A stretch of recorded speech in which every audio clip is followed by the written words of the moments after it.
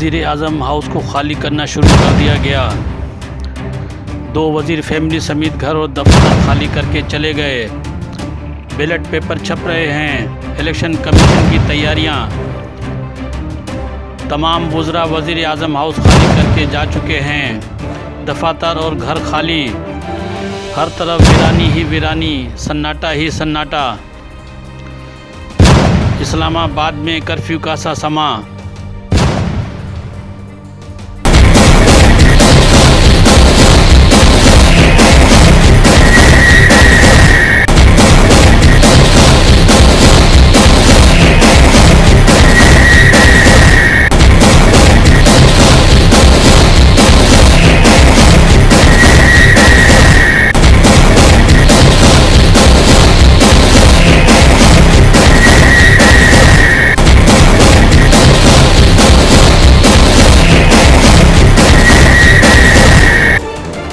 ناظرین، تفصیلات میں جانے سے پہلے آپ سے گزارش ہے کہ اگر آپ ہمارے چینل پر نئے ہیں تو پلیز ہمارے چینل کو سبسکرائب کریں، لائک کریں اور شیئر کریں تاکہ ہماری حوصلہ افزائی ہوتی رہے، اور اپنے کمنٹ سے ضرور آگاہ کریں تاکہ ہم اپنی نئی آنے والی ویڈیوز کو بہتر سے بہتر بنا سکیں۔ Thank you.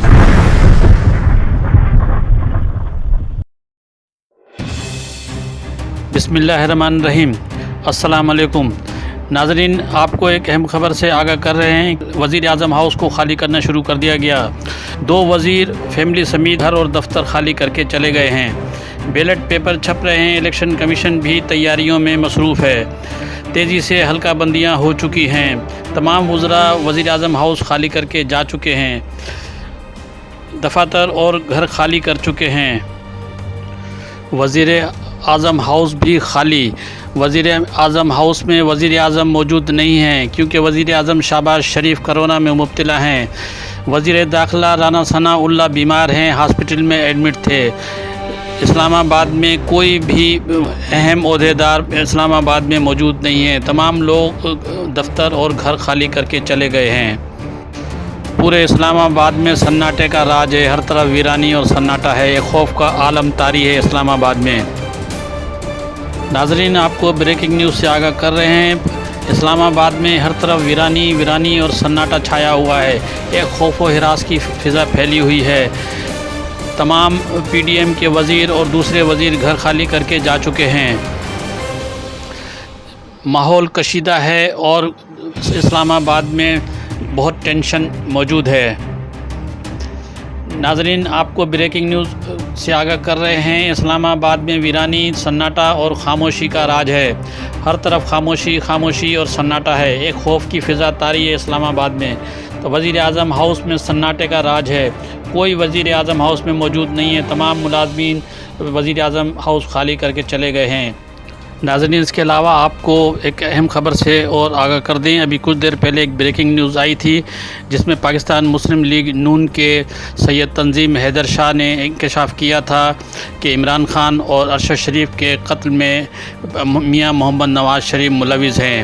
یہ لندن پلان بنا تھا اور اس میں ایک میٹنگ ہوئی تھی جس میں یہ فیصلہ کیا گیا تھا کہ ارشد شریف اور عمران خان کو راستے سے ہٹایا جائے۔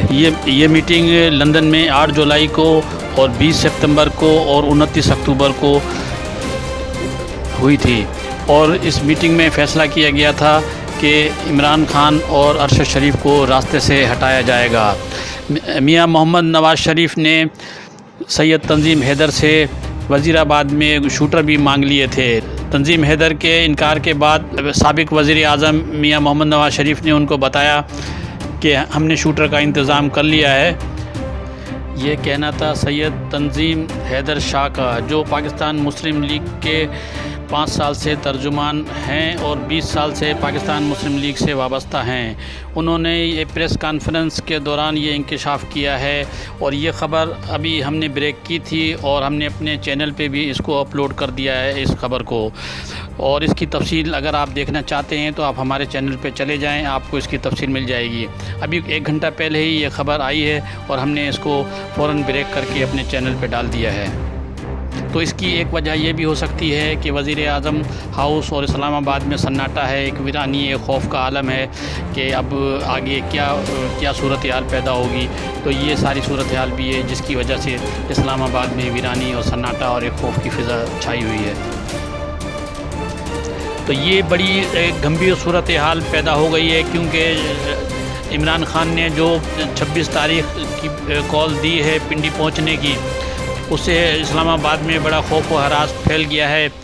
الیکشن کمیشن جو ہے وہ بھی تمام جو ہے اس کے کام میں بھی بڑی تیزی آ گئی ہے، بیلٹ پیپر بھی چھپ رہے ہیں، الیکشن کمیشن کی تیاریاں وہ بھی عروج پر ہیں، تمام حلقہ بندیاں ہو چکی ہیں، تمام دفتر خالی ہو گئے ہیں۔ اس سے پہلے آپ کو خبر آ رہی تھی کہ وزیر اعظم ہاؤس میں تھپڑ پڑنے کی بھی ایک خبر گردش کر رہی تھی۔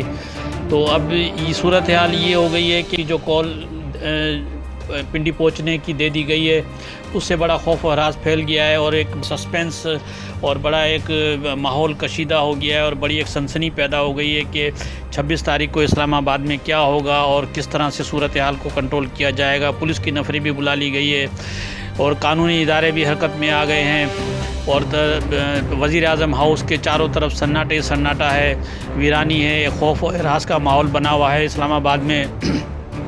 یہ خبر ہم آپ کو ابھی بریک کر رہے ہیں، بریکنگ نیوز ہے یہ کہ اسلام آباد کو خالی کر دیا گیا ہے اور اس میں کے تمام ملازم اور تمام جو اس کے دفاتر ہیں وہ خالی کر کے جا چکے ہیں وہاں سے، اور وہاں پہ ابھی جو ہے ہو کا عالم وزیر اعظم ہاؤس میں اسلام آباد میں ہو کا عالم ہو رہا ہے۔ اور اس کے علاوہ جو ہے سمری جو ہے آرمی چیف کی وہ صدر کے پاس بھجوا دی گئی ہے، کیونکہ صدر یہ پہلے سمری جو وزیر اعظم کے پاس جاتی ہے اس کے بعد پھر صدر کے پاس جاتی ہے، لیکن چونکہ وزیر اعظم جو ہیں وزیر ہاؤس میں موجود نہیں ہیں اور وہ جو ہے بیمار ہیں، ان کو کرونا ہو گیا ہے، اور اس وجہ سے وہ سمری جو ہے صدر کے پاس گئی ہے، کیونکہ صدر جو ہیں وہ فوج کے کمانڈر ہیں۔ تو اب وہ سمری صدر کے پاس جائے گی، اس کے بعد پھر آرمی چیف کا جو ہے وہ سلیکشن ہوگا، اس کے بعد کیا صورتحال آتی ہے اس کی ابھی کچھ نہیں کہا جا سکتا کہ 26 تاریخ کو کیا ہوگی۔ لیکن جو صورتحال ابھی اسلام آباد میں آ رہی ہے اس سے یہ ظاہر ہو رہا ہے کہ یہاں پہ جو صورتحال چل رہی ہے اور جو نظر آ رہی ہے اس سے یہ لگ رہا ہے کہ الیکشن کی تیاریاں ہو گئی ہیں، کیونکہ جیسے ہی عمران خان کا جو لانگ مارچ اور جلوس اور یہاں پہ عوام آئے گی تو میرے خیال میں کہ اسی دن جو ہے وہ الیکشن کی تاریخ دے دی جائے گی یا الیکشن کا اعلان کر دیا جائے گا۔ دوسری خبر یہ بھی جو ہے آ رہی ہے، ہمارے پاس گردش کر رہی ہے کہ ایک لمبی جو ہے ٹیکنوکریٹ حکومت بھی شاید لائی جائے اور اس کو جو ہے حکومت ٹیکنوکریٹ کو دے دی جائے۔ تو وہ بھی ایک صورتحال ابھی کہہ رہے ہیں، لیکن پی ٹی آئی نے بالکل اس کا سختی سے تردید کی ہے کہ ہم کسی بھی ٹیکنوکریٹ حکومت کو جو ہے قبول نہیں کریں گے۔ تو جو ہے یہ صورتحال ابھی موجود ہے ہمارے سامنے، جیسا کہ ابھی آپ ایک خبر اور منظر عام پہ آئی تھی کہ بلاول بھٹو نے صدر پریزیڈنٹ کو جو عارف علوی کو بھی ایک سخت الفاظ میں کہا تھا کہ کوئی بھی فیصلہ قانون کے خلاف نہ کیا جائے یا اس پہ اثر انداز ہونے کی کوشش نہ کی جائے۔ جو آرمی چیف کی سلیکشن ہے وہ بالکل قانونی طریقے سے ہونی چاہیے اور قانونی دائرہ کار میں رہ کر ہونی چاہیے۔ تو اس حوالے سے بھی کچھ خدشات کا اظہار کیا جا رہا ہے کہ صورتحال کیا ہوگی آرمی چیف کی سلیکشن تک جو ہے یہ صورتحال ہمارے سامنے ہے، اور ابھی کچھ یقین سے نہیں کہا جا سکتا کہ کیا ابھی آگے کی صورتحال کیا ہوگی۔ ناظرین، جیسے کہ عمران خان نے 26 تاریخ کو پنڈی پہنچنے کی کال دے دی ہے اور تمام اپنے پی ٹی آئی کارکنان سے اور اپنے تمام لانگ مارچ سے کہا ہے کہ آپ لوگ 26 تاریخ کو پنڈی پہنچیں۔ تو پنڈی پہنچنے کے بعد پھر جو ہے وہ آگے کی حکمت عملی طے کریں گے کہ آگے انہیں کیا کرنا ہے، اسلام آباد کب جانا ہے، تو اس کے بعد پھر کوئی حکمت عملی ہوگی۔ لیکن ساری صورتحال یہ ہے کہ اس کے بعد جو ہے حکومت کو بھی دیکھنا پڑے گا اور ہمارے اداروں کو بھی دیکھنا پڑے گا کہ صورتحال کہاں جاتی ہے۔ یہ لانگ مارچ جو ہے کوئی ایجیٹیشن کی طرف جاتا ہے یا پرسکون یا پرامن طریقے سے اس کو جو ہے لے کے چلتے ہیں۔ تو ابھی صورتحال جو ہے کچھ کہی نہیں جا سکتی، کیونکہ عمران خان نے اپنی تقریروں میں کہہ دیا ہے کہ اگر آپ پرامن مارچ چاہتے ہیں تو پرامن طریقے سے ہوگا، لیکن اگر آپ چاہتے ہیں کہ خونی انقلاب ہو تو پھر خونی انقلاب بھی آ سکتا ہے، کیونکہ عوام جو ہے اس ٹائم بہت مشتعل ہے۔ عوام کا صبر کا پیمانہ جو ہے وہ لبریز ہو چکا ہے، اور عوام کے حوالے سے عمران خان نے خود بھی کہا ہے کہ یہ عوام میری طرف کیوں آئی ہے۔ اس میں ہمارے سابقہ حکمرانوں کو سوچنا چاہیے اور اس پہ غور کرنا چاہیے کہ اتنی عوام جو عمران خان کے ساتھ دے رہی ہے اور اس کے لانگ مارچ کے ساتھ چل رہی ہے اور انقلاب لانے میں جو ہے وہ پیش ہے، تو اس کی کیا وجوہات ہیں، اس نقطے کے اوپر غور کرنا چاہیے ہمارے سیاستدانوں کو۔ تمام جتنے بھی ہمارے موجودہ یا سابقہ حکمران ہیں، جو سیاستدان ہیں، ان کو اس پہ غور کرنا چاہیے، کیونکہ لوگ جو ہے اب ان حکمرانوں سے اور ان سیاستدانوں سے تنگ آ چکے ہیں، کیونکہ یہ سیاستدانوں نے 30 سالوں میں 40 سالوں میں عوام کو کچھ بھی نہیں دیا۔ عوام کی حالت ابھی تک ویسی کی ویسے ہی ہے، عوام اسی طرح مر رہی ہے۔ لوگوں کے پاس بجلی کے بل جمع کرانے کے پیسے نہیں ہیں، لوگوں کے پاس راشن خریدنے کے لیے پیسے نہیں ہیں۔ ابھی جیسے آپ نے سنا شیخ رشید نے کہا تھا کہ ٹماٹر جو ہے وہ 250 روپے کلو ہو گئے ہیں، پیاز جو 30 روپے کلو ملتی تھی وہ 250 روپے کلو چل رہی ہے، دودھ 200 روپے کلو ہو گیا ہے، پیٹرول آپ دیکھیں جو پہلے 260 روپے چل رہا تھا، اب کچھ گورنمنٹ نے اس پہ کچھ کمی کی ہے تو اب کچھ کم ہو گیا ہے، لیکن اس کے علاوہ آپ بجلی کے بل دیکھ لیں، پیٹرول کی قیمت دیکھ لیں، اس کے علاوہ آپ دیکھیں کہ کھانے کے لیے گیس نہیں ہے، تو مطلب لوگ پیسے بھی دے رہے ہیں، بل بھی بھر رہے ہیں، اس کے باوجود ان کو وہ فیسلٹیز نہیں مل رہی ہے۔ بجلی کا بل دے رہے ہیں تو لوڈ شیڈنگ 8 گھنٹے لوڈ شیڈنگ ہو رہی ہے، اور گیس کا بل جمع کر رہے ہیں تو گیس ان کو نہیں مل رہی ہے۔ کھانے پکانے کے لیے لوگ بیٹھے ہوئے ہیں، عورتیں گھروں میں بیٹھی ہوئی ہیں، وقت پہ کھانا نہیں مل رہا ہے، ہوٹل سے غریب آدمی کہاں تک لا کے کھا سکتا ہے وہ۔ تو مطلب یہ مہنگائی نے جو عوام کی کمر توڑی ہے، یہ مین وجہ ہے ان کو عوام کو جو ہے بدزن کرنے کی، جو حکمرانوں سے اور ہمارے سابقہ سیاستدانوں سے۔ تو سیاستدانوں کو اس پہ دیکھنا ہوگا، اس پہ غور کرنا ہوگا کہ ہم جس عوام سے ہم ووٹ لے کر آتے ہیں، اس عوام کی فلاح بہبود کے لیے، اس کی بہتری کے لیے ہم کیا کر سکتے ہیں۔ سب سے پہلے آپ تمام حکمرانوں اور تمام سیاستدانوں کو سب سے پہلے جو اگر وہ چاہتے ہیں کہ اگلے الیکشن میں بھی ہم کچھ سیٹیں لیں اور کچھ ہم سروائیو کریں الیکشن میں، ورنہ جو صورتحال چل رہی ہے، جو آپ دیکھیں کہ پنجاب میں اور کراچی میں جو سیٹیں جو تھیں ضمنی الیکشن تھے، اس میں پی ٹی آئی نے بالکل سویپ اپ کر لیا ہے، اور مطلب تمام جو ہے 1-2 سیٹ شاید رہ گئی تھی، اس میں جو باقی تمام سیٹیں وہ پنجاب سے بھی جیت گئے تھے۔ کراچی میں بھی 1 سیٹ پیپلز پارٹی نے جیتی تھی، باقی 2 سیٹیں ایم کیو ایم کی بھی وہ پی ٹی آئی جیت گئی ہے، تو خیبر پختونخوا میں سے بھی جیت گئی ہے، پنجاب میں بھی جیت گئی ہے۔ تو یہ عوام کا جو رد عمل آ رہا ہے، یہ کس بنا پر آ رہا ہے؟ اب اس کو حکمرانوں کو سوچنا چاہیے، سیاستدانوں کو سوچنا چاہیے کہ عوام کا یہ رد عمل جو ہے ان کی غلط پالیسیوں کے نتیجے میں عوام کا رد عمل آ رہا ہے، کیونکہ لوگ اب بہت پریشان ہو گئے ہیں۔ غریب آدمی کے کھانے کے لیے روٹی نہیں ہے، لوگ خودکشیاں کر رہے ہیں۔ آپ دیکھیں کہ ابھی میڈیا پہ چل رہی تھی، ایک لیڈیز نے خودکشی کر لی، بجلی کا بل اس کے پاس جمع کرنے کے لیے پیسے نہیں تھے، 25,000 روپے اس کی تنخواہ دی اور 15,000 روپے اس کے بجلی کا بل آ رہا تھا۔ تو حکمرانوں کو سب سے پہلے اس پہ توجہ دینی ہوگی کہ وہ سب سے پہلے جو ہے غریب عوام کے لیے کچھ کریں، اس میں مہنگائی کو کم کریں، اور جو ان کی ضرورت کی چیزیں ہیں ان کو کم کریں، کھانے کی ضرورت اشیاء کی چیزیں ہیں ان کو کمی لے کے آئیں۔ کنٹرول پرائز کمیٹیاں ہماری کیا کر رہی ہیں؟ ایک ڈپٹی کمشنر کو ہمارا اگر وزیر اعظم کہہ دیتا ہے یا چیف منسٹر کہہ دیتا ہے کہ فلاں علاقے میں کسی بھی ڈپٹی کمشنر کے ڈسٹرکٹ میں اگر اس چیز کی قیمت ہو گئی تو اس ڈپٹی کمشنر کو سسپینڈ کر دیا جائے گا۔ آپ دیکھیں کس طرح سے چیزیں کنٹرول ہوتی ہیں۔ پرائز کنٹرول کمیٹیاں آ کے اپنے بھتے لے کے چلی جاتی ہیں، ان کو پرواہ نہیں ہوتی ہے۔